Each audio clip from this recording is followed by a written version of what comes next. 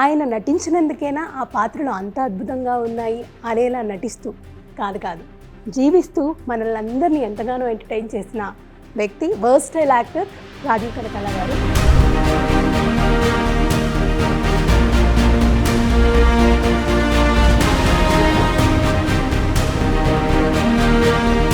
మరి ఎక్స్ప్రెసివ్ అయినా సార్ ఎక్కువ రోషన్ అంటే లైక్ ఆ స్టేజ్ మీద మాట్లాడే విధానం కానీ అదంతా చూస్తే నేను కూడా షాక్ అయ్యాను, వీడేంటి ఇలా మాట్లాడేస్తున్నాడు.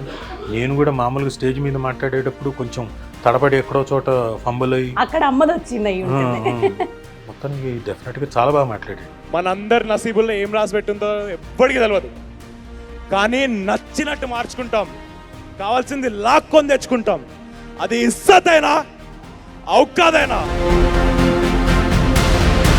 కాస్త నాన్నగారిది తాతగారిది అందరిది వచ్చే ఉంటుంది కదా, డెఫినెట్గా ఉంటుంది కదండి. బట్ ఇవాళ ఆయన ఎక్కడున్నా సరే రోషన్ గారిని చూసి చాలా సంతోషపడతారు. ఒకవేళ ఆయన ఉండుంటే ఎలాంటి కాంప్లిమెంట్స్ ఇచ్చేవాడు, ఎలా రియాక్ట్ అయ్యేవాడు. ఇది అభినయ వేదం అని మా నాన్న రాసింది. అంటే డిఫరెంట్ పుస్తకాలన్నీ చదివి అందులోంచి ఉన్న సారాంశాన్ని అవన్నీ చేసుకొని చేసింది. అది వాళ్ళ మనవడు రోషన్కి అప్పుడు అంకితం ఇచ్చాడు.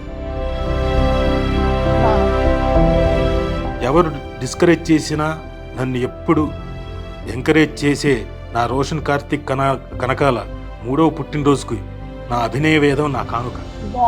ఎంత ప్రేమ సార్, గ్రేట్. టిఆర్ గారితో స్క్రీన్ షేర్ ప్లస్ ఆయనతో బాండ్ అంతే అంతే. అక్కడ నుంచి ఇంక ఇప్పటి వరకు ఆయన చేయి వదలలేదు. వదలాలి. చిన్నపిల్లడే ఏంటి చేయి పట్టుకొని నాన్న తిరగద్దు నాన్న అక్కడ పోద్దు నాన్న అనడానికి.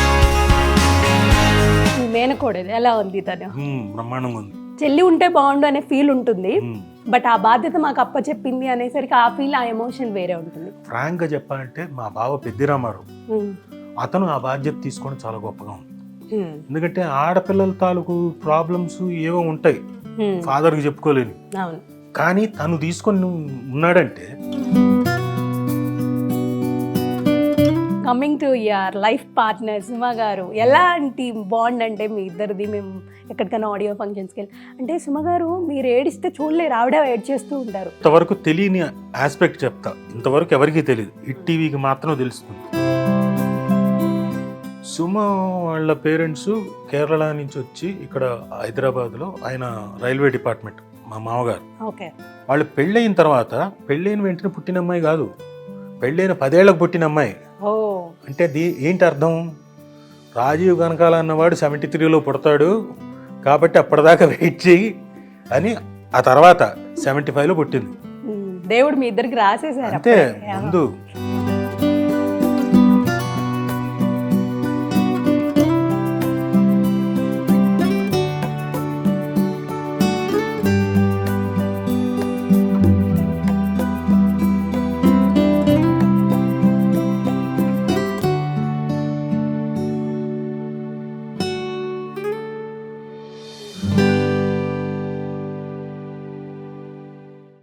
హాయ్ హలో నమస్తే, welcome to hit TV. Telugu సినీ ఇండస్ట్రీలో వైవిధ్యభరితమైన పాత్రలు పోషిస్తూ ఆయన నటించినందుకైనా ఆ పాత్రలు అంత అద్భుతంగా ఉన్నాయి అనేలా నటిస్తూ కాదు జీవిస్తూ మనల్ని అందరినీ ఎంతగానో ఎంటర్టైన్ చేసిన వ్యక్తి వర్స్టైల్ యాక్టర్ రాజీవ్ కనకాల గారు. ప్రస్తుతం ఆయన దగ్గర మనం ఉన్నాము. రాజీవ్ కనకాల గారు బోలెడని విషయాలు చాలా ఇంటర్వ్యూస్లో షేర్ చేసుకున్నారు, బట్ ఇప్పుడు వాళ్ళ కొడుకు తెర మీదకి వచ్చి అందరినీ ఎంటర్టైన్ చేస్తున్నారు. మరి రోషన్ గురించి, sir present projects and future projects గురించి ఆయన్ని అడిగి తెలుసుకుందాం. మరి ఇంకెందుకు ఆలస్యం, మాట్లాడిద్దాం. నమస్తే సార్. నమస్కారం. ఎస్, ఎలా ఉన్నారు? బాగున్నాను, గుడ్. చాలా హ్యాపీగా ఉంది మిమ్మల్ని ఇలా చూడడం. ఇప్పుడు అంటే చాలా ప్రౌడ్ మూమెంట్ కదా సార్, ఒక ఫాదర్కి కొడుకు ఒక అంటే మీ ఇండస్ట్రీ ఫీల్డ్లో దట్టు చేయడం అనేది ఎలా అనిపిస్తుంది మీకు? డెఫినెట్గా ఆల్టుగెదర్ డిఫరెంట్ ఎక్స్పీరియన్స్ కదండి. అంటే నేను సినిమా మొత్తం అందరికి రా ఫుటేజ్ చూశాను మామూలుగా కాదు, ఇదంతా మొత్తం ఫైనల్ మిక్స్డ్, మొత్తం అంతా మిక్స్ అయిన తర్వాత నేను థియేటర్లోనే చూస్తా జనాలతో పాటు అని వెయిట్ చేసి నేను ట్రిపుల్ ఏ ఉంది కదా సత్యం, అక్కడ చూశాను. అది కూడా ప్రెస్ వాళ్ళందరితో పాటు చూశాను. నాకు కొన్ని సీన్స్ ఎమోషనల్గా చోక్ అయిపోయాను. కూర్చొని ఏడుస్తున్నా, కళ్ళు తుడుచుకుంటున్నా. పక్కన వాళ్ళకి నేను కనిపించకూడదు, ఏడుస్తూ ఉండకూడదు అన్న దీంట్లో. సో ఎస్ పర్ఫార్మెన్స్ చాలా అద్భుతంగా చేశాడు. ఎందుకంటే వెన్ ఒక ఆర్టిస్ట్ తెర మీద ఏడుపు వచ్చి ఏడిచిన ఆ సంఘటన కావచ్చు, ఆర్టిస్ట్ వల్ల కావచ్చు, మనకు ఎప్పుడైతే ఆ ఎమోషన్ మనం ఆ రసాన్ని మనం ఎంజాయ్ చేసి మనకు కూడా కన్నీళ్ళు వస్తాయో అప్పుడు దే ఆర్ సక్సెస్ఫుల్. సో నాకు అనిపించింది this boy is successful. Yeah, అంటే తంది చిన్న ఏజ్, ఫస్ట్ డెబ్యూ. ఎలా అనిపిస్తుంది అంటే ఇంత చిన్న ఏజ్లో ఇంత మెచ్యూర్డ్గా నటించడం, మనల్ని కూడా ఆ పాత్రలో ఇన్వాల్వ్ చేసే అంత నటన తను నటించారు అంటే కాస్త నాన్నగారిది తాతగారిది అందరిది వచ్చే ఉంటుంది కదా. డెఫినెట్గా ఉంటుంది కదండి. పైగా మా నాన్న దగ్గర లీ స్ట్రాస్బర్గ్కి యూఎస్కి వెళ్ళక ముందు ఒక 2 months వాళ్ళ తాత దగ్గర కూర్చొని నేర్చుకున్నాడు. వావ్. సో రోజు ఒక 3 గంటలు అలా కంటిన్యూస్గా మా నాన్న క్లాసులు చెప్పాడు. So he was the last student of మా నాన్న. ఓ. వీడు అలా వెళ్ళాడు. మా నాన్నకి జూలై 1st అలా ఓకే. ఈ పడ్డారు. వెంటనే అనుకోకుండా ఆపరేషన్. ఆ తర్వాత విత్ ఇన్ 1 month ఆయన కాలం చేశారు. అవును. బట్ ఇవాళ ఆయన ఎక్కడున్నా సరే రోషన్ గారిని చూసి చాలా సంతోషపడతారు. ఒకవేళ ఆయన ఉండుంటే ఇంకెంత సంతోషపడేవాడా అని నేను ఈ జరిగిన 3-4 రోజుల్లో నెమరేసుకుంటున్నాను. ఒకవేళ ఆయన ఉండుంటే ఎలాంటి కాంప్లిమెంట్స్ ఇచ్చేవాడు, ఎలా రియాక్ట్ అయ్యేవాడు. ఎందుకంటే మా నాన్న బాగా ఫీడ్బ్యాక్ ఆయన అంటే మొదటి ఫీడ్బ్యాక్ ఆయన నుంచి తీసుకుంటే ఇంకా హ్యాపీనెస్ వేరే ఉంటుంది. పైగా మా నాన్న ఎమోషనల్ బాగా. ఎంత ఎమోషనల్ అంటే ఇప్పుడు ఈ రేంజ్ పర్ఫార్మెన్స్ చేస్తే ఆయన ఇంకా ఏడ్చేసి ఇంకా ఎక్స్ప్రెసివ్ బాగా చాలా. ఇది అభినయ వేదం అని మా నాన్న రాసింది. అంటే డిఫరెంట్ పుస్తకాలన్నీ చదివి అందులోంచి ఉన్న సారాంశాన్ని అవన్నీ ఇచ్చేసుకొని చేసింది. అది వాళ్ళ మనవడు రోషన్కి అప్పుడు అంకితం ఇచ్చాడు. వావ్. ఎవరు డిస్కరేజ్ చేసినా నన్ను ఎప్పుడు ఎంకరేజ్ చేసే నా రోషన్ కార్తిక్ కనకాల 3వ పుట్టినరోజుకి నా అభినయ వేదం నా కానుక. బా, ఎంత ప్రేమ సార్, గ్రేట్. ఆయనకి ఎంత లవ్ ఉంటే ఒక పుస్తకాన్నే బర్త్డే గిఫ్ట్గా. మళ్ళీ నేను కూర్చొని ఈయనతో అన్నీ చెప్పించిన వాడిని కొడుకు నేను అప్పటికి. బట్ నాకు కాదు, అంటే హీ లవ్డ్, అంటే అంతలా ప్రేమించాడు. ఆయనకి రోషన్ అంటే విపరీతం ఇష్టం. అంటే అదే ఉండుంటే ఆయన ఇంకెంత ఎంజాయ్ చేసేవాడా అని. బట్ ఏం చేయలేం సార్, అదంతే పైనుండి ఆయన ఆశీర్వాదం ఎప్పుడూ ఉంటుంది. ఎప్పుడు ఉంటుంది. ఎస్, అంటే స్టోరీ ఇది డైరెక్టర్ గారు కానీ స్క్రిప్ట్ రైటర్ వచ్చి చెప్పినప్పుడు, అంటే స్టోరీ నరేట్ చేసినప్పుడు ముందుగా ఎవరు విన్నారంటే మీరా, సుమ గారా?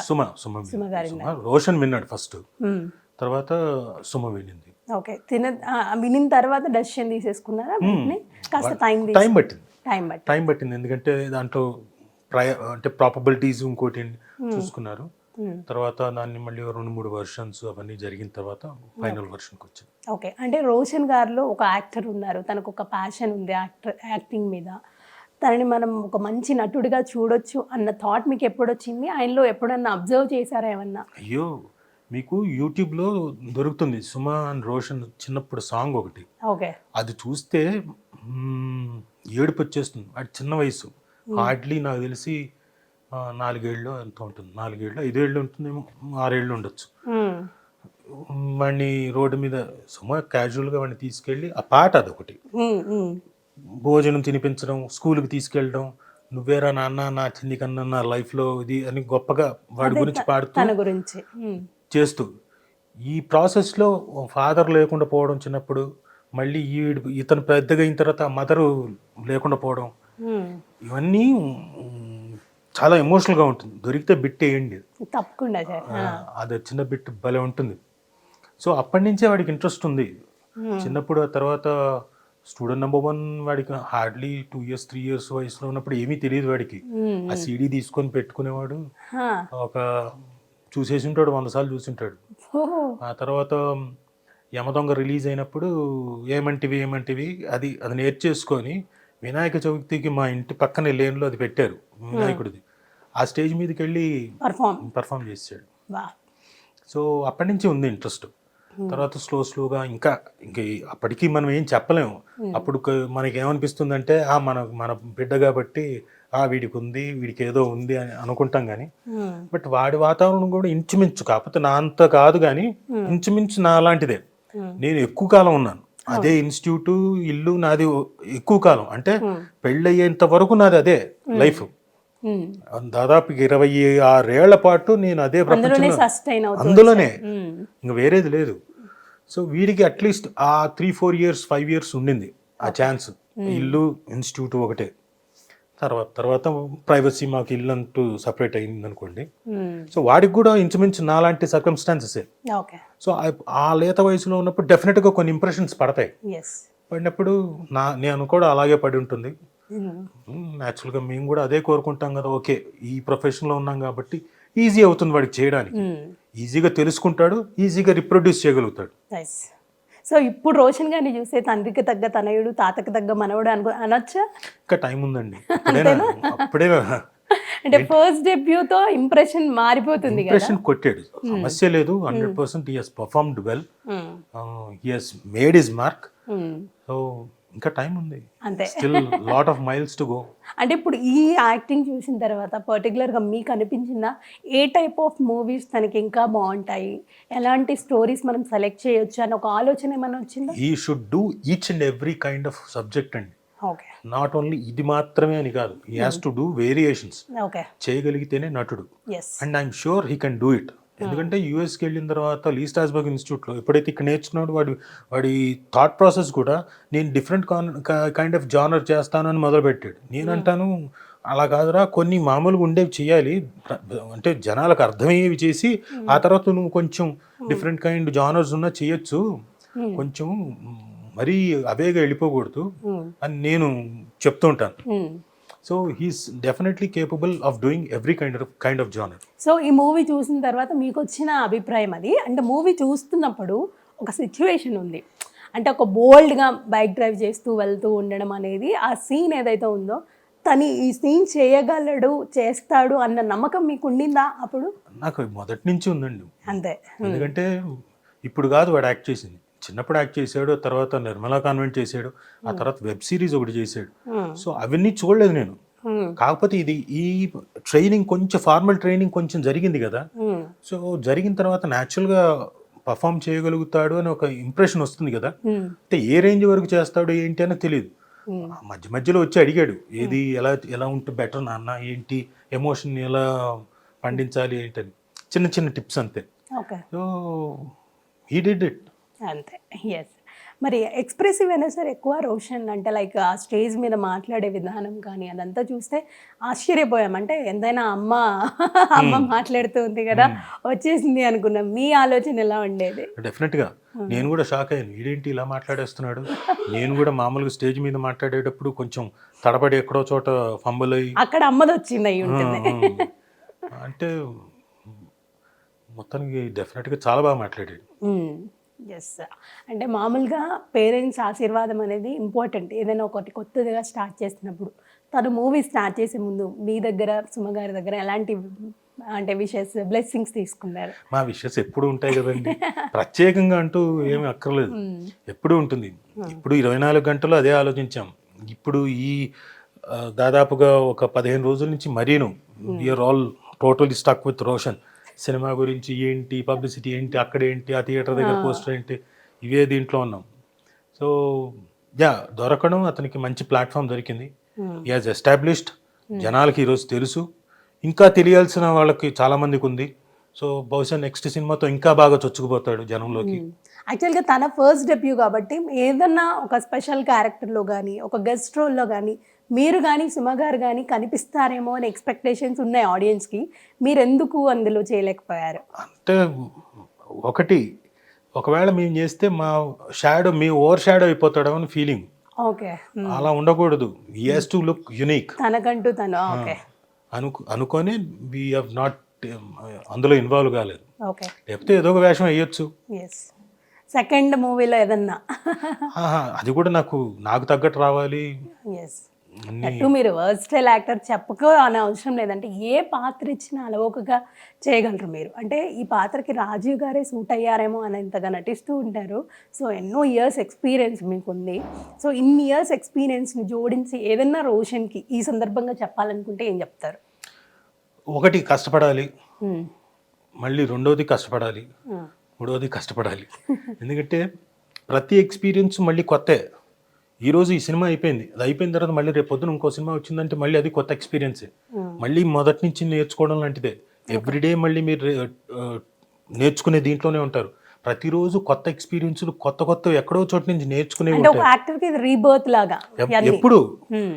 నిరంతరం ఈరోజు నేర్చేసుకున్నాను కాబట్టి నాకు ఇంతటితో అయిపోయింది, ఇంకా నేర్చుకోనక్కర్లేదు అనుకునే ఛాన్స్ ఉండదు. మ్మ్. ప్రతి యాక్టర్కి he has to learn each and every day. He will be learning. మ్మ్. కాబట్టి ముందు నుంచి చెప్తుంది ఒకటే, కష్టపడాలి, నేర్చుకోవాలి, నేర్చుకున్నది ప్రాక్టీస్ చేసుకొని మళ్ళీ నువ్వు వాట్ ఎవర్ కెమెరా ముందుకి రిప్రొడ్యూస్ చేయగలగాలి. మ్మ్. ఇవన్నీ చేయాలి అని కాన్స్టెంట్గా అదే చెప్తుంటాం. అదే చెప్తూ ఉంటారు. మామూలుగా సినీ ఇండస్ట్రీలో మీకు తెలిసిన విషయమే, అంటే ఒక సోషల్ మీడియా ప్లాట్ఫామ్గా కానీ ఏదే విధంగా అయినా సరే మనకి పాజిటివ్గా ఎంత మంచి వ్యూస్ అంటే న్యూస్ వస్తూ ఉంటుందో, కొన్ని అంటే నెగిటివ్గా వస్తూ ఉంటాయి, చాలా డిస్టర్బెన్సెస్ ఉంటాయి. అంటే ఫ్యామిలీ పరంగా కానీ అంటే జరగనివి కూడా జరిగినట్టుగా చూపిస్తూ ఉంటారు. సో అలాంటి వాళ్ళకి మీ ఆన్సర్ ఏంటి సార్? ఏం లేదు పాపం, వాళ్ళకి తెలియదు కదండి. ఎట్లా ఉంటుందంటే what I have learned over the years, కొంచెం మొదట్లో బాధ అనిపించేది. తర్వాత ఆలోచించగా ఏమైందంటే వాళ్ళకి తెలియకుండా అకారణంగా వాళ్ళకు కొంత కోపాలు వచ్చేస్తాయి. అకారణంగా వాళ్ళు ద్వేషం పెంచుకుంటారు పక్కన వాళ్ళని. అదేంటో వాళ్ళకి తెలియదు పాపం. ఆలోచించుకోవడానికి వాళ్ళకి తెలియదు.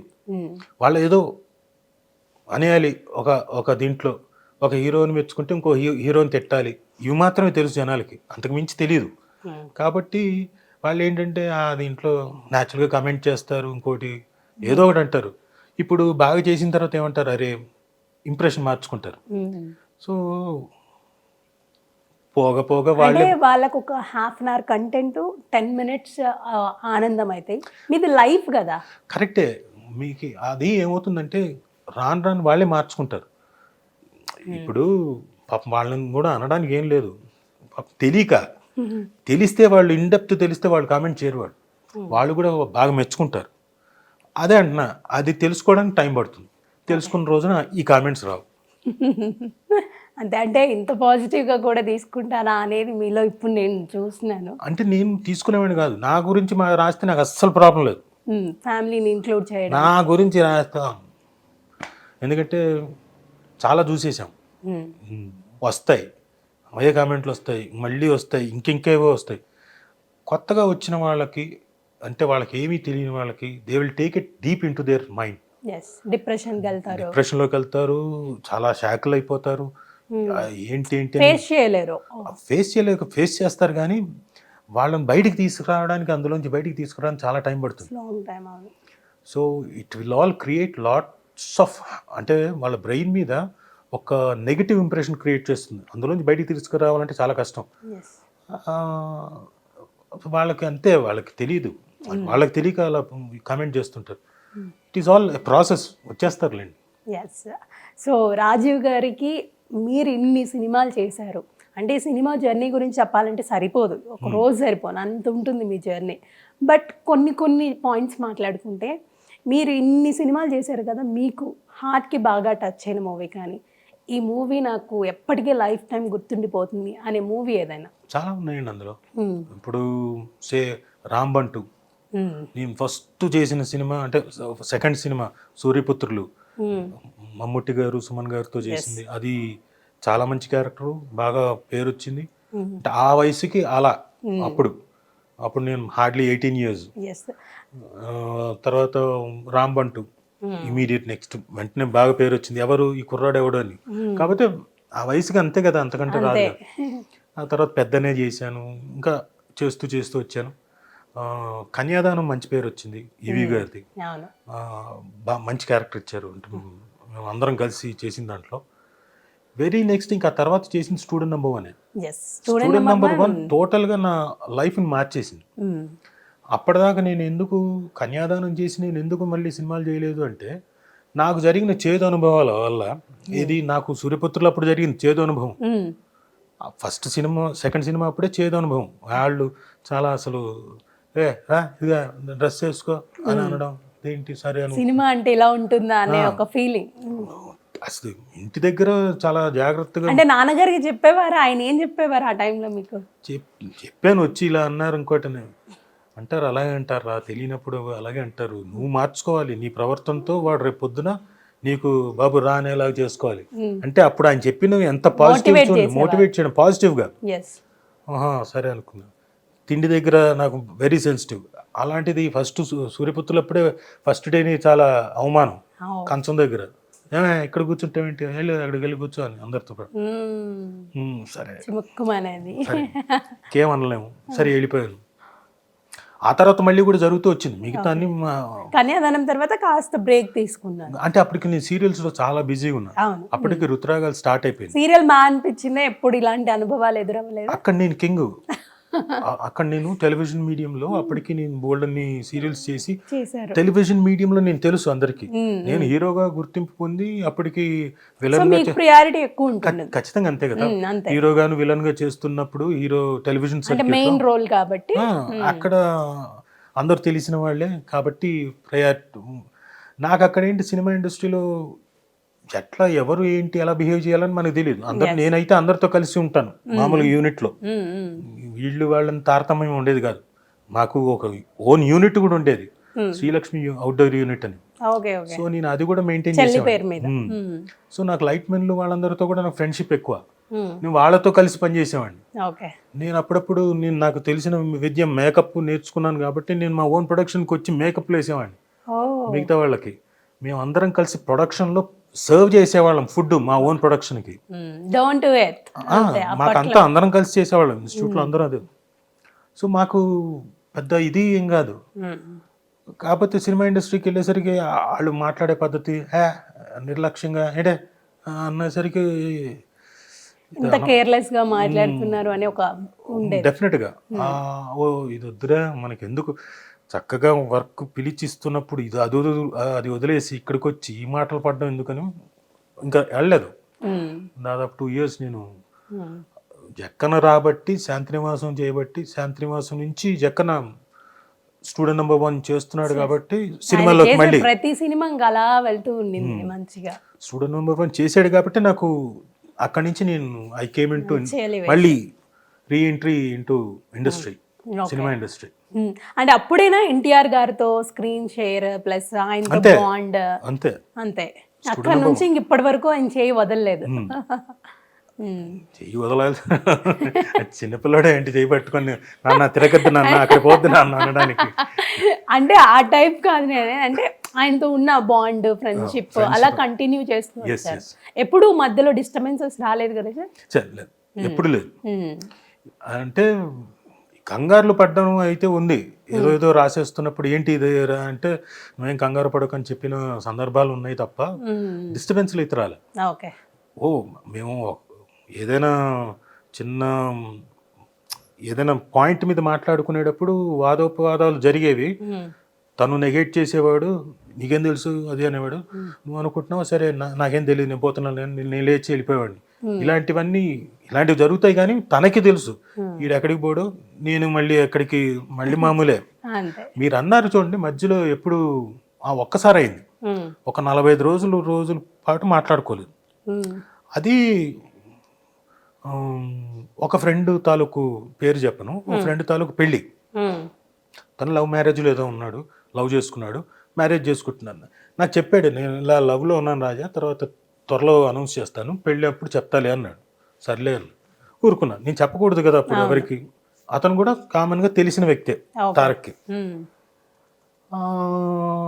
అది ఒకరోజు జెమినీ ఆఫీస్లో ఇంటర్వ్యూ కోసం వచ్చాం. నేను మామూలుగా ఎక్కడో చిన్నోడు షూటింగ్లో ఉంటే తారక్ ఇంటర్వ్యూ తీసుకోవడానికి నన్ను పిలిపించారు.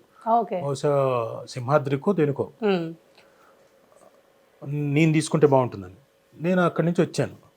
వచ్చినప్పుడు ఆఫీస్ రూమ్లో కూర్చుని జీకే గారు ఉన్నారు, ఇలా తెలియదు సింగమలై మన ఫలానా వాళ్ళది పెళ్ళి, కార్డు ఇంకా ఇవ్వలేదని అంటే అవునా నా వంక చూశాడు. నాకు తెలియదు అన్నాను. తర్వాత మరుసటి రోజు కార్డు ఇవ్వడానికి వచ్చాడు, అక్కడ ఉన్నాం మేము. అంటే ఏంటరా నువ్వు మాకు కార్డు ఇవ్వాలని తెలీదా, ఫ్రెండ్స్కి చెప్పవా అంటే, లేదు నేను రాజాకి చెప్పాను. ఊరి నువ్వే వద్దన్నావు కదా, చెప్పొద్దన్నావు, పైగా నీ పెళ్లి గురించి నేను ఎలా చెప్తాను, చెప్పమంటే నేను చెప్తాను, నువ్వు కార్డు ఇస్తా అన్నావు కదా. తర్వాత నేనే అనౌన్స్ చేస్తా అన్నారు కదా. ఆరని అంటే to just escape from his anger అతను అనేసాడు. ఇతను చాలా సీరియస్ అయిపోయి, నీకు అన్నీ తెలిసినా కానీ నువ్వు నా దగ్గర దాస్తుంటావు. అదే అంటే, నేను దాయడం ఏంటి, అతను పెళ్ళి ఏంటి, నేను దాయడం ఏంటి, ఏమైనా అర్థం ఉందా. కొంచెం కొంచెం టస్సుల్లాగా ఒకళ్ళనొకళ్ళు ఏదో మాట్లాడుకున్నాం, ఏదో అరిచాడు, ఓకే గుడ్ బై అనుకుని వచ్చేసాను. ఒక 45 రోజులు మాట్లాడుకోలేదు. తర్వాత మళ్ళీ అంటే మీరు ఎప్పుడు కాల్ చేయలేదా, తను చేయడం, ఇద్దరు ఆపేశారు. ఇదే అండి హెల్దీ ఫ్రెండ్షిప్ అంటే, ఇదే కదా. అంటే తనే చేస్తాలే అంటే అదొకటి ఉంటుంది కదా, ఫ్రీ. సరే వద్దులే, ఫీల్ అవుతున్నాడేమో చేయడం వేరు, ఫ్రెండ్స్ కాబట్టి ఒకరికొకరు అర్థం చేసుకోవడం వేరు. బట్ 45 days అదొక దీక్ష లాగా సాగింది అయితే మీకు. తర్వాత తనే ఫోన్ చేసి మామూలుగా మాట్లాడుతున్నాడు. ఇప్పుడు నాకేంటి, కనీసం సారీ చెప్పాలి కదా అన్న ఫీలింగ్ నాకు. అవి చెప్పడు మళ్ళీ. ఏంటి ఇప్పుడు ఎక్కడ, నాకు కాలిపోతుండింది. అసలు సంబంధం లేని దాంట్లో నువ్వు నన్ను బ్లేమ్ చేసి మళ్ళీ ఇప్పుడు మామూలుగా మాట్లాడుతున్నాను. అలాంటి ఫ్రెండ్షిప్ మరి అంతే, అలానే ఉంటుంది, చాలా బాగుంటుంది.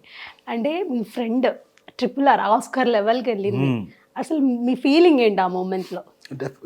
చాలా గొప్ప ఫీలింగ్ అంటే ఇప్పుడు జక్కన కానివ్వండి, తారక్ కానివ్వండి, వీళ్ళు ముందు నుంచి తెలిసిన వ్యక్తులు. ఇప్పుడు అలాగే రామ్ చరణ్ గారు, వీళ్ళు కిరవాణి గారు, మొత్తం టీము ఆస్కార్ లెవెల్కి వెళ్తే ఆనందం ఎలా ఉంటుంది.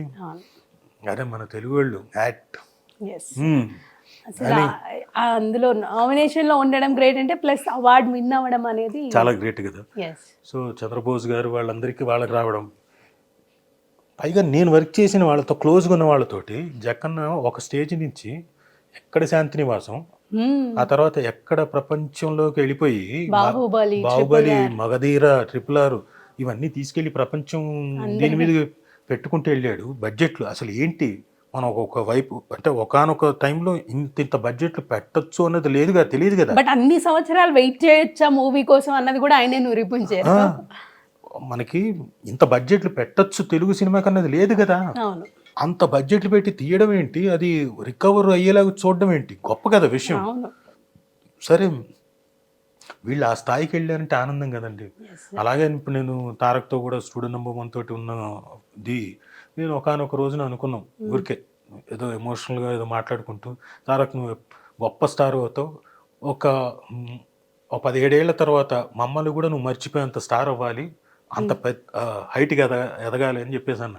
అయితే మర్చిపోలేదు, హైట్కి ఎదిగారు డెఫినెట్గా. అలా ఉంటేనే ఎంత ఎదిగినా ఒదిగి ఉండడం అనేది ఉంటుంది కదా. కొన్ని సామెతలు ఇలాంటి వాళ్ళని చూస్తే నిజమేమో అనిపిస్తూ ఉంటాయి. సో మీ కెరియర్లో ది బెస్ట్ అంటే కొన్ని సినిమాలు చెప్పారు కదా, మీకు బాగా వర్స్ట్ ఎక్స్పీరియన్స్ ఇచ్చినవి ఏమైనా ఉన్నాయా? వర్స్ట్ ఎక్స్పీరియన్స్లు ఇచ్చినవి చాలా ఉన్నాయండి. ఒక సినిమా 4th grade అని, 4th degree అని, 4th degree అని ఒక టైటిల్ పెట్టి ముహూర్తం చేశారు. నేను ఇంతవరకు ఎవరికి చెప్పలే. నేను ఒక విలన్ క్యారెక్టర్, హీరో వచ్చి ఆర్బి చౌదరి గారు అబ్బాయి, పెద్ద అబ్బాయి, హీరోయిన్ ఇంకొక అమ్మాయి మలయాళం నుంచి వచ్చింది. నేను అక్కర్లేదు, ఎందుకు హీరోయిన్ల మీద క్లాప్ కదా అంటే, లేదు మెడుగు ఉండాలన్నారు, గడ్డంతో ఉన్న క్లాప్ పెట్టి చేశారు మొత్తం ముహూర్తం. సరే ఎప్పుడు అంటే, మనం ఇప్పుడు మలేషియాకి వెళ్ళిపోతున్నాం, అది చెప్తా అన్నగారు ఒక వారం రోజుల ముందు అన్నారు. అవునా, సరే వారం రోజుల ముందు చెప్తా అన్నారు కదా, ఇంకా టైం ఉంది కదా అనుకున్నాం. ఈ ముహూర్తం అయిపోయిన 3 రోజులకి చెప్పారు, మనం రేపు బయలుదేరుతున్నాం అన్నారు. ఇది ఈరోజు ఫోన్ చేసి అంత సడన్గా ఈరోజు చెప్పడం ఏంటి, వెళ్ళిపోవడం ఏంటి అనుకున్నాం. సరే హడావిడిగా క్యాష్ కొంత ఉంటే అవి మార్చుకొని జోబులో పెట్టుకున్నాను. అప్పుడు కార్డ్స్ ఇవన్నీ లేవు, ఈ స్వైప్ చేయడానికి ఇవన్నీ పెట్టుకున్నాను. సో ఇక్కడి నుంచి బయలుదేరాం. అది ఎయిర్పోర్ట్ నుంచే కొంచెం మనకి ప్రతికూల అనుభవాలు వాళ్ళేమో లోపలికి కస్టమ్స్ వాళ్ళు పంపించట్లేదు, కెమెరాలు అవన్నీ. ఓకే ఎక్విప్మెంట్ అంతా అది మరి అది ఎక్కువ పే చేయాలి. అయితే మొత్తానికి నన్ను మాట్లాడమంటారు ఆ ఎగ్జిక్యూటివ్ ప్రొడ్యూసర్. అతనికి కొత్త, నేను వెళ్ళి మాట్లాడడం, అది ఎక్సెస్ బ్యాగేజ్, 200 కేజీలు ఎక్సెస్ బ్యాగేజ్, ఓకే. అంటే దాదాపు 1,60,000 కట్టాలి. ఆయన దగ్గర లేదంతా. నేను పోయి రిక్వెస్ట్ చేయడం, సార్ మీరు అడుగుతున్నారు కాబట్టి సార్ సగం పే చేయండి అన్నాడు. సగం పే చేయండి సార్ అన్నాడు. గ్రేట్. అంటే అది కూడా లేదంటాడు.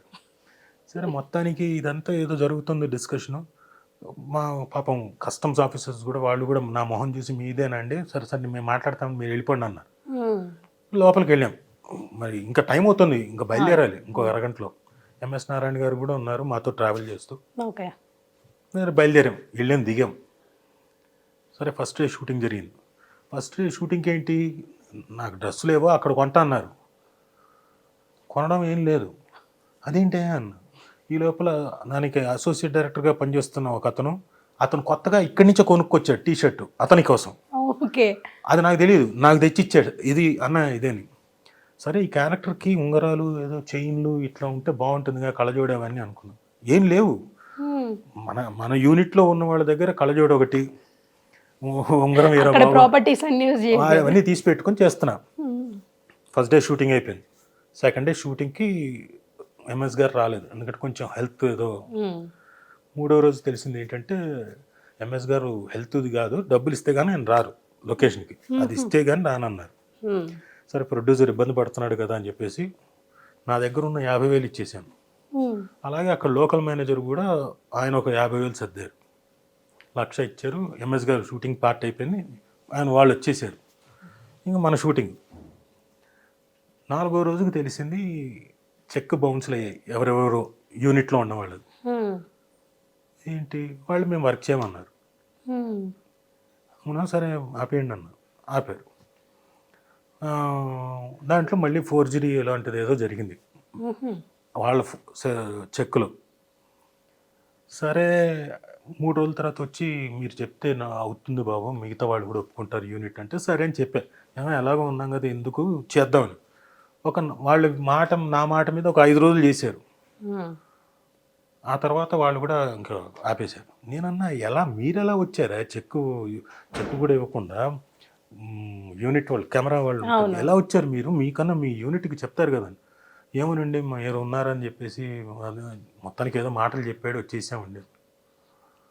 తీరా చూస్తే మీరు నమ్మరు, మామూలుగా మన 3rd డిగ్రీ అంటాం కదా పోలీసు వాళ్ళు, మాకు 4th డిగ్రీ టైటిల్ పెట్టిందే మాకు ఆ చుక్కలు చూపించడానికి. మేము అక్కడ కూర్చొని 21 రోజులు మాత్రమే మా స్టే, 21 డేస్ తర్వాత వెనక్కి వచ్చేయాలి లేదా ఎక్స్టెండ్ చేసుకోవాలి. డబ్బులు లేవు. నేను ఇచ్చేసిన 50,000 ఇచ్చేసాను ఆయనకి, డబ్బులు లేవు. కోలాలంపూర్లో ఆ పెట్రోనాస్ టవర్ నాకు గదిలోంచి కనపడుతుండేది. అక్కడ కూర్చొని రోజు ఉంటే పొద్దున్న లేవడం, పెట్రోనాస్ టవర్ చూడడం. లక్కీగా మనకు తెలుగు ఆయన అక్కడ ఉండి మనకి అక్కడ మేనేజరు, ఆయన ఫుడ్ పెడుతుంటే రోజు ఫుడ్ తినడం, కూర్చోవడం రోజు. ఈ లోపల మనకి బాలకృష్ణ గారి సినిమాకి ఇంకొక మేకప్ ఆర్టిస్ట్ వచ్చారు. ఆయన నుండి బాబు మీరేం టైం పాడు చేయకండి, మీరు వచ్చేయండి వెళ్ళిపోండి, వీళ్ళు ఇక్కడ ఎలాగే చేస్తారు, మిమ్మల్ని ఆపేస్తారు, జాగ్రత్త అని. ఓయమ్మ అనుకున్నాను. అయితే తీరా చూస్తే 21 రోజులు అయిపోయింది. వెనక్కి వెళ్ళాలంటే 125 రింగేట్లు కట్టాలి ఒక్కొక్క టికెట్కి.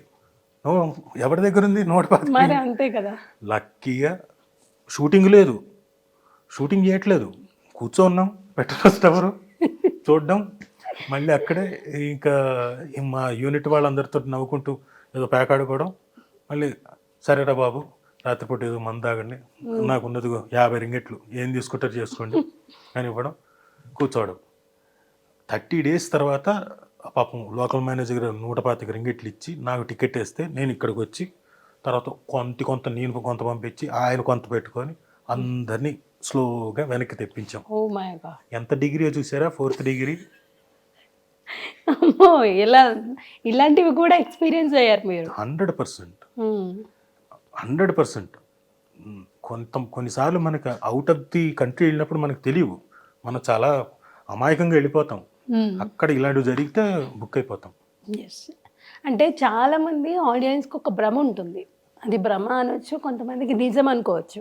అంటే సెలబ్రిటీ అంటే ఆ స్టేటస్ వాళ్ళకి చాలా ఎంజాయ్ చేస్తున్నారు, వీళ్ళు ఇంత ఈజీ హెల్ప్ చేయొచ్చు కదా, వీళ్ళు ఏం చేస్తారు ఈ మనీ, ఇలాంటి మాటలు ఈజీగా అనేస్తూ ఉంటారు కదా.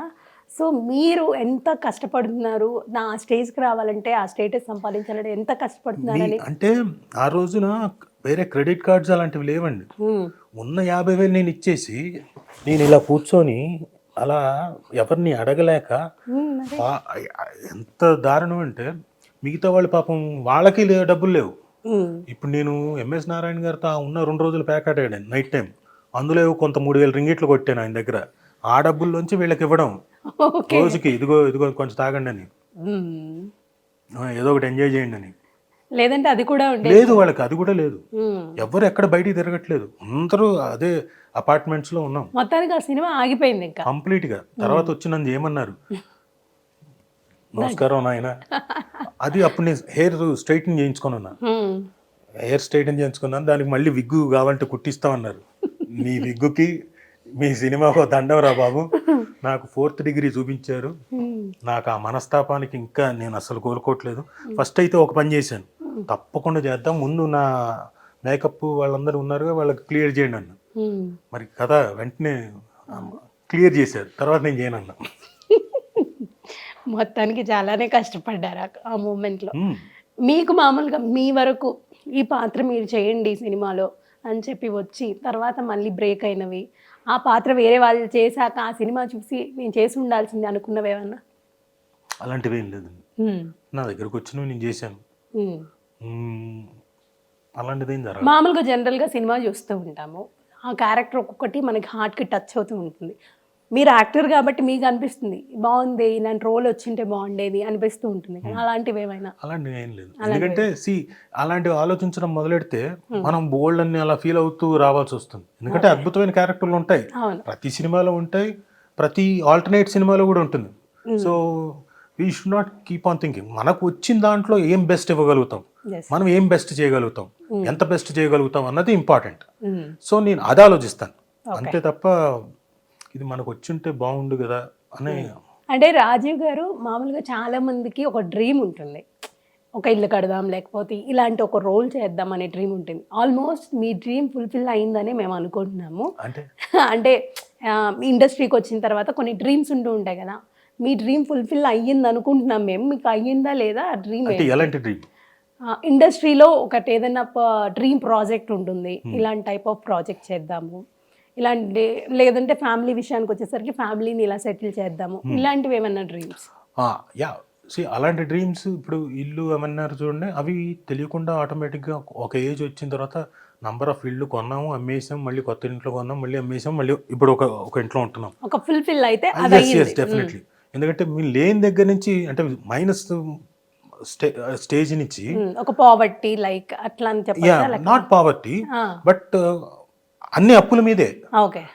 కనపడడానికి మీరు పైకి అంటే ఊపర్ షేర్వాని అందరు పరేషాని అన్నట్టు హైదరాబాదీ లాంగ్వేజ్ లో మాట్లాడాలంటే బయటికి కనపడడానికి బ్రహ్మాండంగానే ఉన్నాం, బట్ లోపల ఉన్నాయి లోకలోక అంటున్నాయి.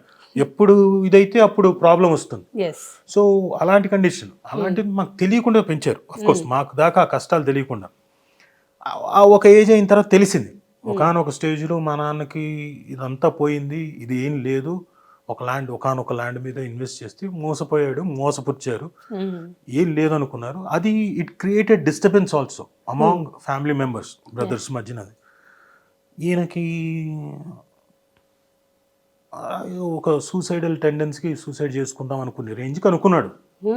అంటే నేనుండి పిచ్చారా, మేము ఉన్నాం కదా సంపాదిస్తాం, దాని గురించి ఆలోచించడం ఏంటి అని చెప్పి స్టార్టెడ్ వర్కింగ్ ఇంకా దాని మీద.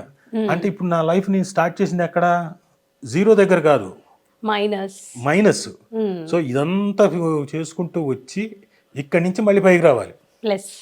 కాబట్టి చాలా అచీవ్ చేసినట్టే లెక్క. మరి ప్రాజెక్ట్స్ విషయానికి వస్తే అది ఎప్పటికప్పుడు కొత్తగానే ఉంటుంది. ఈ రోజు చేసింది ఈ రోజు భోజనం చేశాను కదా అని చెప్పేసి రేపు భోజనం చేయకుండా నేను ఉంటాను అనుకోం. రేపు పొద్దున ఇంకో కొత్త టేస్ట్ ట్రై చేద్దాం అనుకుంటాం, కొత్త రకమైన రుచి ఏదో చూద్దామని. అలాగే మనం సినిమాల మీద కూడా, క్యారెక్టరైజేషన్స్ మీద, సినిమాల మీద కూడా కొత్తది వచ్చింది, ఇదేదో బాగా చేసాం, అది అయిపోయింది, మళ్ళీ ఇంకోటి ఏదో. మనకి ఎప్పుడు అది ఏదైనా వస్తే కొత్తది మళ్ళీ చేస్తూ ఉండడమే, అది సంతృప్తి పరచదు నటుడికి. సో అది కూడా ఆల్మోస్ట్ ఫుల్ఫిల్ అయినట్టే. ఫుల్ఫిల్ అయిన కాదు మ్మ్. అంటే అవ్వడానికి ఇండస్ట్రీలో ఫుల్ఫిల్ అనేది ఉండదు అంటారు అంతే ఉండదు కదా ఉండదు ఉండదు ఆర్టిస్ట్కి. మ్మ్. ఎందుకంటే వాళ్ళ బ్రతుకున్నంత కాలం చేయాలని కోరుకుంటుంది. Okay. వాళ్ళు కాళ్ళు చేతులు ఆడేంత వరకు మ్మ్. అది చాలా ఇది ఉంటుంది. మ్మ్. ఆర్టిస్ట్కి అది అంత ఈజీగా పోదు. మొహానికి రంగు వేసుకున్న తర్వాత రోజు అలవాటు పడిన తర్వాత లొకేషన్కి వెళ్ళి 10 మందిని కలిసి 10 మందితో మాట్లాడుకుంటూ మళ్ళీ కొత్త రకమైన క్యారెక్టర్ను చేస్తూ ఈ కొత్త డైమెన్షన్ని ఎంజాయ్ చేస్తున్న వాళ్ళకి మీరు ఇవన్నీ మానేసి ఇంట్లో కూర్చోండి పేపర్ చదువుకోండి అంటే కష్టం. పొద్దున్నే వాకింగ్కి వెళ్ళండి, వచ్చిన తర్వాత పేపర్ చదువుకోండి, ఇవన్నీ అంటే వాళ్ళు కూర్చోలేరు. మేనేజ్ చేయడం కష్టం. ఇంపాసిబుల్. మ్మ్. చాలామంది సీనియర్ ఆర్టిస్టులు అందరికీ పాపం వాళ్ళకి చేయాలంటుంది, ఆపర్చునిటీ రాదు. ఎందుకంటే వాళ్ళ వయసు రీత్యా వాళ్ళని పెట్టుకుంటే ఏమవుతుందో అని వీళ్ళకి ప్రొడక్షన్ వాళ్ళకి. బట్ వాళ్ళేంటి ఏదో ఒకటి పిలవండి మేము పెద్దది కాకపోయినా ఏదో కూర్చున్నదైనా చేస్తామంటారు. ఎందుకంటే అది అలవాటు పడ్డ ప్రాణం. ఎస్. తప్పు కాదు అది, పోదు. ఆర్టిస్ట్కి అయితే అది ఫుల్ఫిల్ అనేది ఉండదు అంతే. ఎస్, బెస్ట్ ఎగ్జాంపుల్ కూడా చెప్పారు మీరు. So coming to your family, మీ మేనకోడలు ఎలా ఉంది? తను బ్రహ్మాండంగా ఉంది. బ్రహ్మాండంగా ఉందా? అంటే చాలా మంది వెయిట్ చేస్తున్నారు. అంటే శ్రీలక్ష్మి గారి తర్వాత ఆ బాధ్యత మీరు తీసుకున్నారు, మీరు అండ్ సుమ గారు. సో ఎలా అనిపిస్తుంది ఇప్పుడు? అంటే చెల్లి ఉంటే బాగుండు అనే ఫీల్ ఉంటుంది, బట్ ఆ బాధ్యత మాకు అప్పచెప్పింది అనేసరికి ఆ ఫీల్, ఆ ఎమోషన్ వేరే ఉంటుంది. మేము తీసుకోవడం కన్నా అండి, ఫ్రాంక్గా చెప్పాలంటే మా బావ పెద్దిరామారావు చాలా గొప్పగా, ఇప్పుడు అక్కడే మాదాపూర్లో ఉంటారు, అతను ఆ బాధ్యత తీసుకోవడం చాలా గొప్పగా ఉంది. ఎందుకంటే ఆడపిల్లల తాలూకు ప్రాబ్లమ్స్ ఏవో ఉంటాయి, ఫాదర్కి చెప్పుకోలేని, అవును. కానీ తను తీసుకొని ఉన్నాడంటే గ్రేట్. గ్రేట్. సో ఏం జరుగుతుంది తను ఇప్పుడు మొన్న మధ్యనే అండర్ గ్రాడ్యుయేట్ అయిపోయి 12th అయిపోయి గ్రాడ్యుయేషన్లోకి అజీంజీ ప్రేమ్జీది బెంగళూరులో కాలేజ్ ఏదో ఉంది, okay. It about political science ఏదో సబ్జెక్ట్ తీసుకుంది. సో ఆ దీంట్లో ఉంది. ఓకే. మీ పిల్లలతో బాండ్ ఎలా ఉంటుంది తనకి? అయ్యో వీళ్ళంతా మొత్తం గ్యాంగ్, వీళ్ళంతా ఒక్కొక్కళ్ళు అలా కలిసిపోయి వాళ్ళు ఏదో ప్లాన్ చేసుకుంటారు. వాళ్ళంతా సినిమాలకి, ఇంట్లో కూర్చొని ఏదో ఒకటి, దే ఆర్ ఆల్ ఒక గ్యాంగ్. ఓకే. సో అన్ఎక్స్పెక్టెడ్గా జరిగింది సార్ శ్రీలక్ష్మి గారికి సడన్లీ కోవిడ్ టైంలో, ఐ థింక్. ఎస్, కోవిడ్ టైంలో వెరీ ఫాస్ట్, అన్ఎక్స్పెక్టెడ్. అంటే అంతకుముందు ఏదో ఉండింది, తను ఎవరికి చెప్పలేదు బయటికి. తనకేదో ఆ లంప్ వస్తుంది కదా ఆడవాళ్ళకి, బ్రెస్ట్ క్యాన్సర్కి, ఆ లంప్ ఏదో ఉండింది, పట్టించుకోలేదంట. తగ్గిపోతుందిలే అనుకుంది, ఏదో మెడిసిన్ ఏదో తీసుకుంది ఆయుర్వేదిక్, అదేదో ఆ లంప్ కూడా కరిగిపోయింది, సో తగ్గిపోయింది అనుకుంది. ఓకే. తర్వాత కొంత 1.5 year తర్వాత చూస్తే లంప్ మళ్ళీ రావడం, మళ్ళీ అది అప్పుడు చెక్ చేయించుకోవడం, అప్పటికి స్టేజ్ కొంచెం మారడం, ఆ లంప్ కాస్త అక్కడ నడవలేకపోయిన పొజిషన్కి వచ్చింది, సివియర్ స్టేజ్కి. అది స్పైన్కి వచ్చేసింది ఆ క్యాన్సర్. స్పైన్కి స్ప్రెడ్ అవుతుందంటే అందుకనే కొన్నిసార్లు ఆడవాళ్ళకి ఈ హిట్ టీవీ ముఖంగా చెప్పేది ఏంటంటే కంపల్సరీ చెక్ చేయించుకోండి. బ్రెస్ట్ క్యాన్సర్లు ఏమైనా ఇలాంటివి ఉంటాయి, లంప్స్ అవన్నీ చెక్ చేయించుకోండి. ఫస్ట్ స్టేజ్లో ఉన్నప్పుడు ఈజీగా ఇచ్చేస్తారు. సెకండ్ స్టేజ్లో ఉన్నా కానీ ఈజీగా సాల్వ్ చేయొచ్చు, అది కూడా కొంత కాంప్లికేట్ ఉంటుంది, బట్ సాల్వ్ చేయొచ్చు. బట్ 4th స్టేజ్కి వెళ్ళిన తర్వాత ఎవ్వరూ ఏమీ చేయలేరు. మా చెల్లెలకి ఎప్పుడైతే ఈ 4th స్టేజ్కి వెళ్ళిపోయిందో, తను నడవలేకపోతుంది, నొప్పి నొప్పి నొప్పి అంటుంది. ఒకసారి ఇంటికి రారా అంటే నేను షూటింగ్లో హడావిడిలో ఉన్నాను, నారప్ప షూటింగ్లో. అప్పుడు సరే ఇదేమో అంటున్నాను.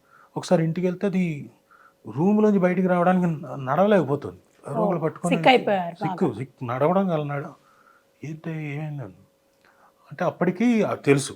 అప్పటికి మా బావగారు బసవతారకంలో తనకున్న ఇన్ఫ్లుయెన్స్కి ట్రీట్మెంట్ పెద్ద లెవెల్లో చేయించాడు, అక్కడ చేయించాడు. ఆ తర్వాత ఏజీలో కూర్చోబెట్టి చేయించాడు. బట్ అంతా అయిపోయిన తర్వాత మళ్ళీ ఆయుర్వేదిక్ మెడిసిన్ ఏదో తీసుకుంది. అప్పుడేమన్నారంటే చేసిన తర్వాత తగ్గిపోయింది అన్నారు, టోటల్గా మొత్తం క్లియర్ అన్నారు. ఏది పీరియాడికల్ టెస్ట్లు ఉంటాయి కదా 6 monthsకి, అంటే అమ్మాయి అనుకున్నాం. మళ్ళీ ఇంకా తర్వాత ఇంకో 6 monthsకి టెస్ట్ ఉంది. అప్పుడేంటి అంటే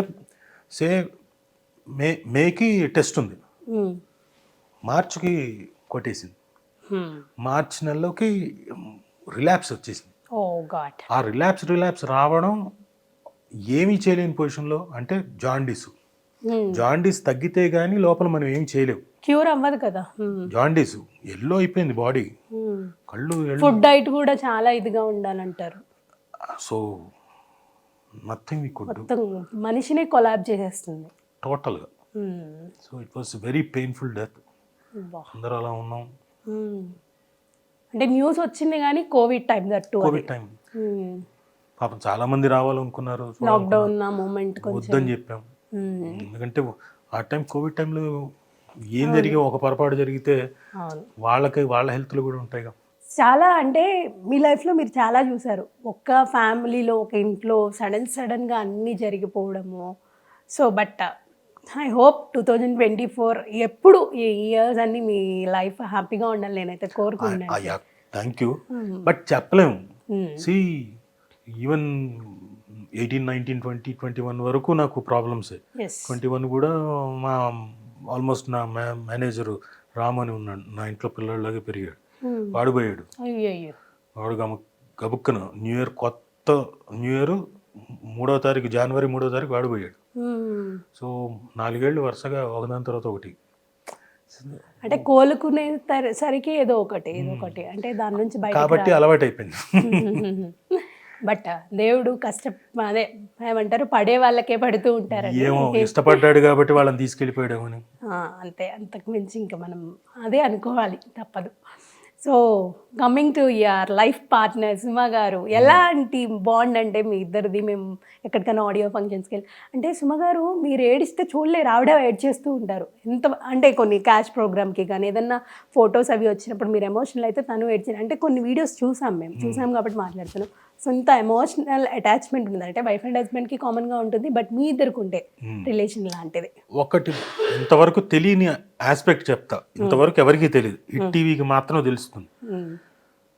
సుమ వాళ్ళ పేరెంట్స్ కేరళ నుంచి వచ్చి ఇక్కడ హైదరాబాద్లో, ఆయన రైల్వే డిపార్ట్మెంట్, మా మామగారు చీఫ్ క్యాషియర్ డిపార్ట్మెంట్, ఆయన మొత్తం అంతా లైన్లో వెళ్తూ అందరికీ క్యాష్ ఇవ్వాల్సిన వ్యక్తి. వాళ్ళు పెళ్ళయిన తర్వాత, పెళ్ళైన వెంటనే పుట్టిన అమ్మాయి కాదు, పెళ్ళైన 10 ఏళ్లకు పుట్టిన అమ్మాయి. అంటే అది ఏంటి అర్థం? రాజీవ్ కనకాల అన్నవాడు 73లో పుడతాడు కాబట్టి అప్పటిదాకా వెయిట్ చేయి అని, ఆ తర్వాత 75లో పుట్టింది. దేవుడు మీ ఇద్దరికి రాసేసారు అంతే ముందు. అంతే. సో అంత లేట్గా పుట్టి మీ లైఫ్లోకి వచ్చి ఒక మంచి మెమరబుల్ అకేషన్ లాగా అయిపోయింది మీ మ్యారేజ్.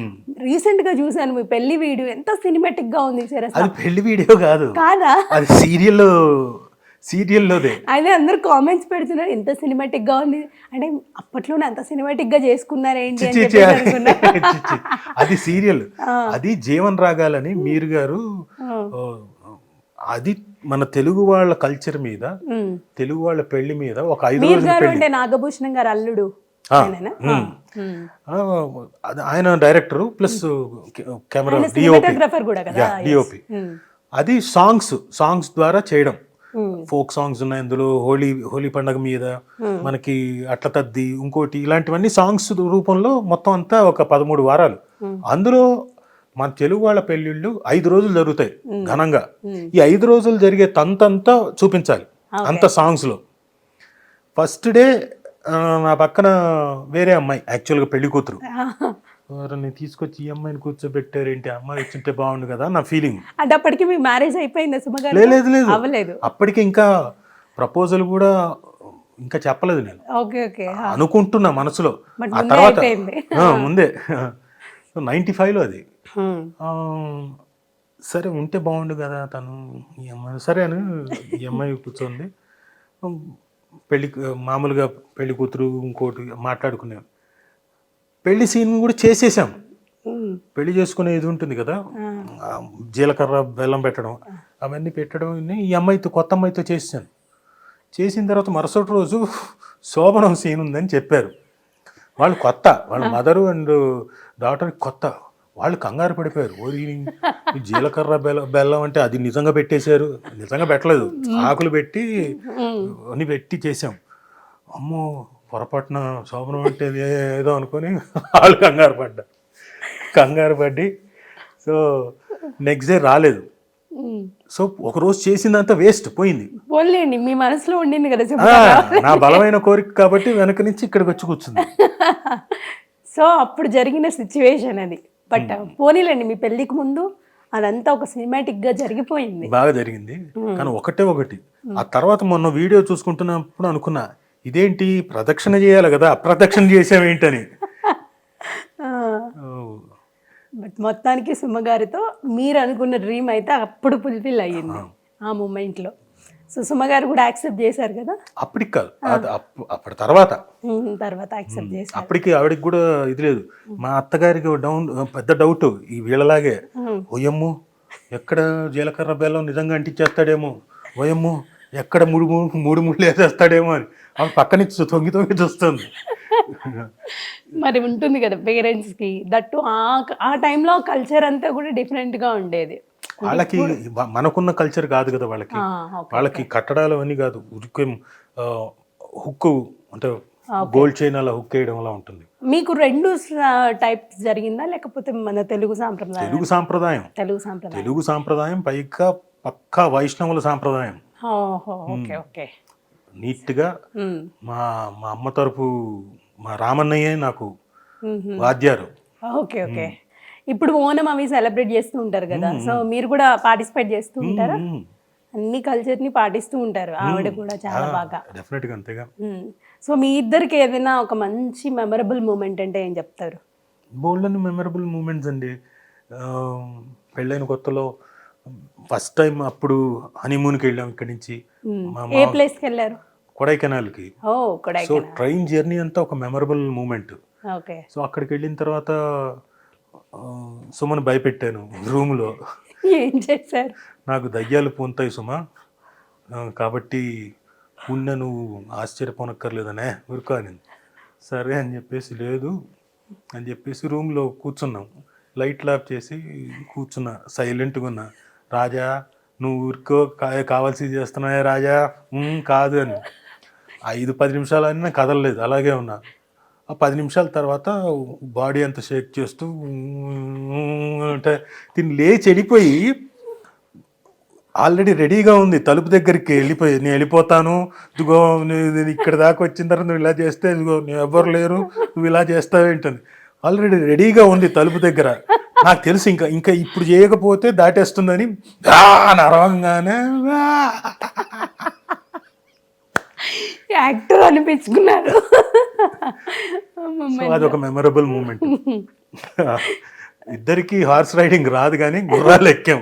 ఎప్పుడు పడిపోతామో ఏంటో నాకు పెద్దగా నాకు వచ్చినట్టుగా నేను ఫీలింగ్ చెప్పలేదు, నాకు రాదని. అంటే తను ఒక హార్స్ మీద మీరు ఒక హార్స్ మీద. ఓకే. నాకు రాదని నేను చెప్పలేదు తనకి, కాకపోతే నేను భయం బయటికి చూపించకుండా రాజాదిరాజా అన్నట్టు అంతే. సో చాలా మంచి మెమరబుల్ మూమెంట్స్ అయితే ఉన్నాయి మీ లైఫ్లో. సో ప్రపోజ్ చేసినప్పుడు తన ఫీలింగ్ ఏంటి? ఫీలింగ్ అంటే ఏం లేదండి, ఫస్ట్ నో అనింది. చాలా సింపుల్గా నో అనేసింది. తెలుసు నాకు నో అంటుందని. ఓకే. ఎందుకంటే ముందు నుంచి జరుగుతున్నాయి కదా ఈ ఐ కాంటాక్ట్స్, నేను చూడడం, అదోలా చూడడం, ఇంప్రెస్ చేయడానికి చూడడం, ఇవన్నీ జరుగుతున్నాయి కదా, ఫ్లర్టింగ్ అంతా జరుగుతుంది కదా. కాబట్టి తెలుస్తూ వీడేదో ఇంట్రెస్ట్ చూపిస్తున్నాడు, నాకు తెలుసు తనకి అర్థమైపోయిందని. సరే ఒకరోజు వెళ్ళి గ్యాప్ చూసుకొని చెప్పేశాడు, నో అనింది. తన ముందే కూర్చొని ఒక్కసారి కమల్ హాసన్ గారిని రా ఒక్కసారి నాలోకి మీరు రండి అన్నాడు. అనగానే వచ్చేసాడు ఆయన, కళ్ళ నిండా నీళ్లు తెచ్చుకొని. తెలుసా తర్వాత ఏది కమల్ హాసన్ గారు వచ్చి చేశారని?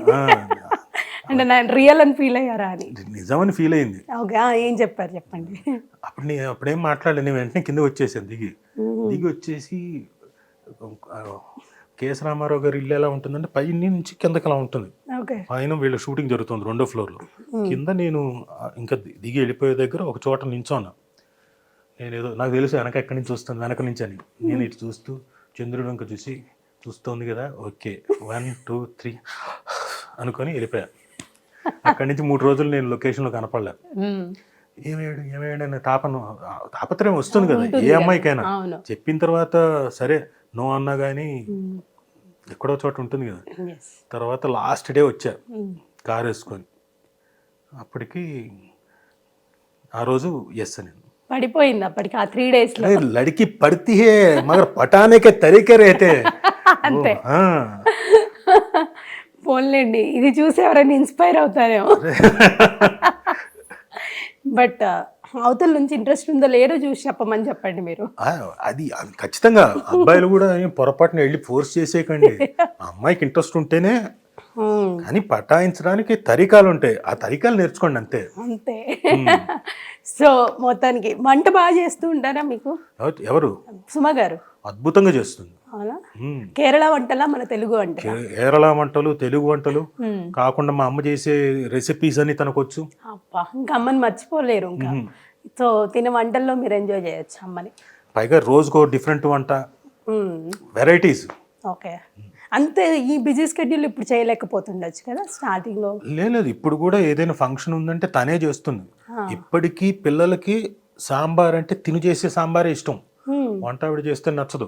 ఓకే. కాబట్టి తనే చేసి వెళ్తుంది Great. సాంబార్ వరకు.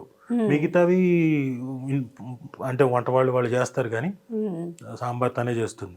ఎస్, అంటే మేము చూసిన సుమ గారు అన్ని విధాల సక్సెస్ అయ్యారు. అంటే ఒక ఉమెన్గా, మదర్గా, వైఫ్గా, డాటర్గా అన్ని విధాల ఒక సక్సెస్ విమెన్ అంటే సుమ గారు కూడా సక్సెస్ఫుల్ విమెన్ అంటే ఆవిడే. సో మీ దృష్టిలో సుమ గారు ఏంటి? మీరు అన్నట్టే సేమ్, అంతేనా? 100%. మీరు అన్నట్టు she is very successful leading her life, yes. And ఫర్దర్గా కూడా she will be very successful. ఎందుకంటే తనకి డిటర్మినేషను ఒకటి, ఇది సాధించాలి అంటే అది సాధించి తీరుతుంది. అది వెరీ ఫస్ట్ నుంచి ఉన్న పట్టుదలేనా తనకి? డెఫినెట్గా. ఎందుకంటే మధ్యలో నేను అన్న తర్వాత మధ్యలో నేనేదో సినిమాల్లోకి తను చేస్తానంటే నేను వద్దన్నా. సినిమాలు ఎందుకు వద్దన్నా అన్నాను, లేదో కట్టు ఫోన్. మళ్ళీ ఆ రోజు నుంచి తర్వాత ఫోన్ ఎత్తలేదు. ఊరిని ఎందుకు అన్నానో ఏంటో కూడా కనుక్కోవాలి కదా, ఫోన్ ఎత్తపోవడం ఏంటి అనుకున్నాను. తర్వాత దాదాపుగా 1.5 year మాట్లాడలేదు. 1.5 year? మీరు అలా ఎలా లైట్ తీసుకున్నారు 1.5 year? నేను లైట్ తీసుకో, ఏనైతే కొయ్యి అవర్ మిల్తీ అనుకున్నా. బాబోయ్ సుమ గారు. తర్వాత మళ్ళీ ఎలా వచ్చారు? మళ్ళీ ఫస్ట్ టైము అంటే తెలుగు ఆర్టిస్ట్ అసోసియేషన్ ఉంది కదా, వాళ్ళది ఫస్ట్ టైం మొత్తం అంతా అసోసియేషన్ ఫామ్ చేయడం మా ఇంట్లోనే జరిగింది. మా నాన్నే ఉండి బైలాస్ అవన్నీ ఎలా ఫ్రేమ్ చేయాలి ఏంటి అన్ని చేసి, మా దగ్గర ఉన్న శ్రీలక్ష్మి అవుట్డోర్ యూనిట్ డబ్బాలు ఏవైతే ఉన్నాయో లైట్లకి, ఆ డబ్బాలని బ్యాలెట్ బాక్స్లా వాడాం. అది మొత్తం అంతా ఎలక్షన్స్ అంతా రవీంద్ర భారతిలో కండక్ట్ చేసాం. మేము సర్వీస్ చేస్తూ వెనకున్నాం, అక్కడంతా బ్యాలెట్ బాక్సుల దగ్గర, కౌంటింగ్ల దగ్గర అంతా ఉన్నాం. తిని కంటెస్ట్ చేసింది అప్పుడు. అయితే నేను ఆ బ్యాలెట్ బాక్సుల దగ్గర ఉండి చాలా దీనంగా అలా చూస్తూ 1.5 year తర్వాత మళ్ళీ పాపం దీనం. తను అనుకుంటే నేను దీనంగా నిజంగా అనుకుంటుంది, నేను అది కాదు. ఇప్పుడు ఓకే అంటే ఓకే, అయితే ఇంకో ఇంట్లో అనుకున్నా. తను కూడా మళ్ళీ అగ్రీ. తర్వాత అన్నీ ఫాస్ట్గా అయిపోయాయి. అక్కడి నుంచి వెంటనే వాళ్ళ ఇంట్లో వాళ్ళకి తెలియడం, బెట్రోతులు మాది నిశ్చితార్థం జరగడం, ఆ తర్వాత పెళ్ళి. వితిన్ 3 monthsలో అన్నీ ఫాస్ట్గా అయిపోయాయి. ఓకే. మొత్తానికి ఒక మంచి లైఫ్ అయితే స్టార్ట్ చేశారు ఇద్దరు కలిసి కెరియర్. సో ఎప్పుడు ఇలానే హ్యాపీగా ఉండాలని నేను మనస్ఫూర్తిగా కోరుకుంటున్నాను సార్. చాలా విషయాలు, బోల్డ్ అనే విషయాలు, కొన్ని తెలిసినవి, కొన్ని తెలియనివి, చాలా అంటే ఆల్మోస్ట్ మీరు ఇంటర్వ్యూలో తెలియని విషయాలే చెప్పారని మేము అనుకుంటున్నాం. కొన్ని ఇప్పుడు 10 years అంటున్నాను చూడండి, 10 years తర్వాత పుట్టింది. ఎవరైనా పెళ్ళైన తర్వాత వెంటనే పుడతారు, లేకపోతే 2-3 ఏళ్ళకి పుడతారు. 10 ఏళ్ళకి పుట్టడం ఏంటి అంటే అంత గ్యాప్, అంతే కదా. అంతే. సో డెస్టినీ, దాన్ని మనం ఎవరు మార్చలేం. సో బట్ చాలా విషయాలు మాతో షేర్ చేసుకున్నారు. Thank you so much sir. Sir ఇంకొక క్వశ్చన్ ఫైనల్గా, ప్రాజెక్ట్స్ ఏంటి, ఫ్యూచర్ ప్రాజెక్ట్స్? అంటే ఇప్పుడు నేను 2 ప్రాజెక్ట్స్ ఆల్రెడీ కమిట్ అయిన ఉన్నాయండి, అవి చేస్తున్నాను, కొత్త సినిమాలు. ఓకే. ఈ జనవరి ఎండ్ నుంచి కొత్త కమిట్ కావాలి. ఓకే. జనవరి ఎండ్ నుంచి కథ విన్నాను, వాళ్ళు నాకు అది ఓకే, ఆ సబ్జెక్ట్లో ఓకే అనుకున్నాను. అది జనవరి ఎండ్ నుంచి. ఓకే. ఈ మూమెంట్లో ఎప్పుడైనా మీకు సీరియల్కి మళ్ళీ రావాలి అనిపించిందా సార్? అంటే ఈ మూవీ బిజీలో ఉన్నారు. లేదు, సీరియల్స్లోకి అంటే సీరియల్స్లోకి వస్తే నేను ఎంత మళ్ళీ స్ట్రెయిన్ అవుతాను నాకు తెలుసు. ఓకే. ఎందుకంటే సీరియల్స్ అయిపోవాలి, సీరియల్కి స్టిక్ అవ్వడం ఒక ఎత్తు అయితే, రోజుకి నంబర్ ఆఫ్ సీన్స్ చేసేవాళ్ళు ఉన్నారంటే వాళ్ళు లోడ్ కూడా అంతే వస్తారు, విపరీతమైన లోడ్. అంటే మేము రుద్రాగాలు, కస్తూరి, శాంతినివాసం చేసేటప్పుడైతే లిటరల్గా రోజుకి బట్ 18 హిట్ 20 సీరియల్స్ అవన్నీ. అన్ని హిట్ సీరియల్స్, నేను చేసినవన్నీ డైలీ సీరియల్స్ అన్ని హిట్ సీరియల్స్. రోజుకి 20-25 సీన్లు. శృతి నేను ఎన్ని ఎపిసోడ్స్ అవుతాయి సార్ పర్ డైలీ? 3-4 ఎపిసోడ్ లాగేసినట్టే. ఇప్పుడు జస్ట్ 2 or 1.5 అని వింటున్నా. అప్పుడు మాకు టైం ఉండేది కాదు, ఇప్పుడు టైమింగ్ ఉంది. అప్పుడు మాకు నో టైం. ఓకే, 4 ఎపిసోడ్స్ అంటే నార్మల్ విషయం కాదు. ఏది మొదలు పెట్టి 6:30కి మొదలెట్టి మళ్ళీ నెక్స్ట్ డే మార్నింగ్ 4:35 వరకు నేను మిడ్ నైట్ వెళ్ళి డబ్బింగ్ టైమింగ్స్ కూడా చేంజ్ బాగా. మిడ్ నైట్ వెళ్ళి డబ్బింగ్లు చెప్పేవాడిని. సో అంత ఇది ఉండేది మాకు. సో ఆ ప్రెజర్, ఆ స్ట్రెయిన్ మళ్ళీ దలుచుకోలేదు కాబట్టి ఇంకా మూవీస్తోనే. అంటే ఇప్పుడు కనుక ఛాన్స్ రాలేదు అనుకుని టెలివిజన్కి వెళ్ళి అప్పుడు తీసుకోవాల్సి వస్తుంది. అప్పుడు తప్పదు. ఇప్పుడు అన్నీ ఓకే కాబట్టి వస్తున్నాయి కాబట్టి ఎలాగో యాక్టర్కి ఆర్టిస్ట్కి రిటైర్మెంట్ ఉండదు. సో ఎప్పుడు ఇలానే హ్యాపీగా ఉండాలి సార్. సుధాకర్ గారు ఉన్నారు కదా ఇప్పుడు మీ ప్రోగ్రామ్ ప్రొడ్యూసర్, ఆయనది గొప్ప ఎపిసోడ్ ఉంది, మీరు అది అడగాలి. చెప్పండి. మేము సిటీ కేబుల్కి ఎపిసోడ్ చేస్తున్నాం, ఆయన డిఓపి. మేము అంతా చాలా ఎక్స్పెరిమెంట్. అంటే ఇప్పుడు దాకా తెలుగు ఇండస్ట్రీలో అలా ఇప్పుడు రాసుకోవచ్చు మీరు. ఇది మళ్ళీ ఒక గొప్ప విషయం చెప్తున్నా. మొత్తం ఎపిసోడ్ అంతా సింగిల్ షాట్లో తీయాలి. 20 minutes episode, single shot. Okay, study cam వేసుకున్నాడు ఈయన. మేము సాయంత్రం వెళ్ళేసరికి లైట్ అంతా చీకటి పడిన తర్వాత మొత్తం చేయాలి. స్టడీ క్యామ్ వేసుకున్నాడు. మాకేంటి కాంప్లికేషన్, సింగ్ హౌస్ అని సికింద్రాబాద్లో ఉంది. అది మెట్ల మీదకి, స్పైరల్ మెట్లు. ఆ మెట్ల మీదకి అలా పైకి రావాలి, ఆ తర్వాత రూమ్లోకి వెళ్ళాలి, అక్కడి నుంచి ఝాన్సీ గారు నడుచుకుంటూ రావాలి. అక్కడ నన్ను ఏదో అంటే నేను క్లోనింగ్ మీద చేశాం. నేను 3 క్యారెక్టర్లు. నేను అక్కడ అంటే నేను మెట్ల మించి పడి దొర్లుకుంటూ వచ్చి కింద పడి ఈ లోపల పక్కనుండే రక్తాన్ని తీసుకొని అంటించుకొని ఈ కిందకు వచ్చేసరికి ఆ రక్తం దీంతో ఏదో ఆవిడని పట్టుకోవడానికి ట్రై చేసి ఆవిడ కడుపుతో మళ్ళీ అలా వెళ్ళిపోతుంటే లాగా ఉంటుంది. అంటే మధ్యలో చిన్న దీంట్లోకి సందు, లోపలికి సందు కదా ఇంట్లో, అందులో మళ్ళీ నేను పక్క నుంచి నక్కుకుంటూ పక్కకు రావాలి. ఈవిడ బయటకు వచ్చే టైంకి నేను మళ్ళీ డ్రెస్ మార్చుకొని పైన చొక్కా మార్చుకొని ఇంకో క్యారెక్టర్ లాగా వచ్చి మళ్ళీ డిస్కషన్, ఇంకొక డిస్కషన్. ఆవిడ మళ్ళీ అక్కడి నుంచి కాదనుకొని ఇలా వచ్చేసరికి బయటకు వచ్చేసరికి కారు వేసుకొని నేను కారు ఫోర్గ్రౌండ్లో తీసుకురావాలి. ఇంత ఉంది అక్కడ. మళ్ళీ సింగిల్ షాట్. ఇందులో మళ్ళీ నేను చావడాలి, ఈ 3 చావాలి, 3 రకాలుగా చావాలి. So complicated. కెమెరామెన్కి అంతసేపు వేసుకొని చేయడం అంటే, రిగ్ వేసుకొని చేయడం అంటే చాలా కష్టం. అంత మొత్తం వెన్నుపూస మీద ఉంటుంది బ్యాలెన్స్ అంతా. మొదలెట్టాం. అప్పుడు గింబల్స్ అవి కూడా లేవేమో కదా? గింబల్స్ లేవు, కాకపోతే స్టడీ క్యామ్ ఉంది.